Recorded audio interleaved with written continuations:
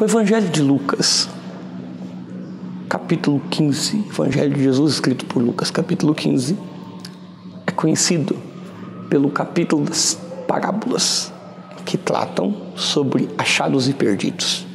Mas eu quero me prender sobre a conhecida, famosa e extraordinária parábola de Jesus, conhecida como a parábola do filho pródigo. Lembrando que pródigo significa justamente exagero, extravagante. Isso porque o filho foi exagerado e extravagante nos seus erros, nas suas atitudes transgressoras, nos seus pecados. Mas quero lhe lembrar que se o filho mais novo foi conhecido e nomeado pródigo pelo exagero e pela extravagância de seus erros e de suas atitudes transgressoras, quero te dizer que o pai da parábola também é um pai pródigo. Porque se o filho é pródigo, extravagante e exagerado nos seus erros, o pai é pródigo porque é extravagante e exagerado na sua misericórdia. Talvez seja isso o nosso problema. Nós ficamos vendo e focando apenas nos erros e nos exageros do filho mais novo e não percebemos a extravagância e o exagero da misericórdia do Pai. Eu diria que não é uma história do filho mais novo, mas é a história de um pai que tem 2 filhos. Não é apenas os erros dos filhos, mas é a dor e o amor e a paciência e a sabedoria e estratégia do pai. A história se segue dizendo que um pai tinha 2 filhos, o mais novo pediu a sua herança e saiu. Quando ele foi para longe, gastando tudo, perdendo tudo que recebeu do pai, a essência do pai e seus amigos, foi para uma terra longínqua e ali foi trabalhar com porcos. Mas o que me chama a atenção é que o texto diz que, querendo se alimentar do que os porcos comiam e estando em uma situação de desgraça, ele foi visitado pela graça.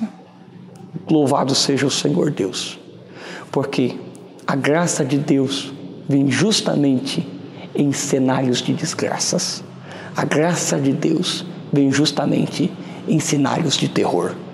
Foi quando ele estava em um cenário de desgraça que ele foi visitado pela graça. E ele entendeu por que ele estava naquela situação. Então o texto bíblico de Lucas, capítulo 15, vai dizer, no verso 17, e caindo em si, e tornando em si. O ministério da reconciliação não é apenas nós nos reconciliarmos com Deus, mas também reconciliarmos com nós mesmos. Esse moço caiu em si, percebeu que precisava regressar. O caminho do sucesso para esse moço era regressar, era retornar de onde nunca deveria ter saído.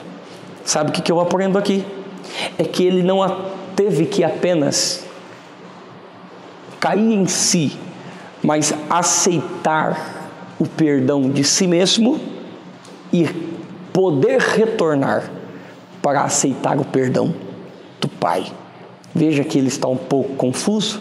Quando ele está voltando para casa, ele diz, treinando o seu discurso, Pai, pequei contra ti, pequei contra os céus, me aceita como um dos teus trabalhadores.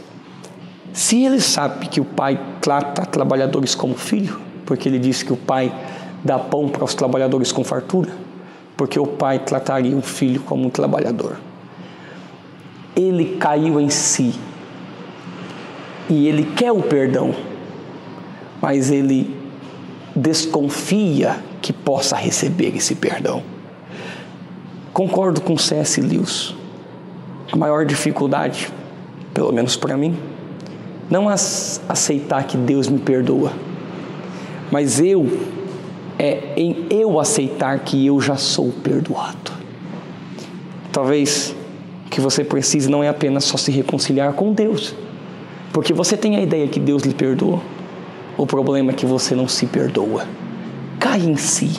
Se Deus lhe perdoou, você não pode ficar se condenando. Aceite essa nova dimensão de reconciliação e graça que Deus quer te levar. Você foi chamado para ser filho, não porque merece, mas porque o Pai é extravagante em misericórdia. Ele diz: se perdoe, porque eu já te perdoei. Deus vos abençoe em nome de Jesus.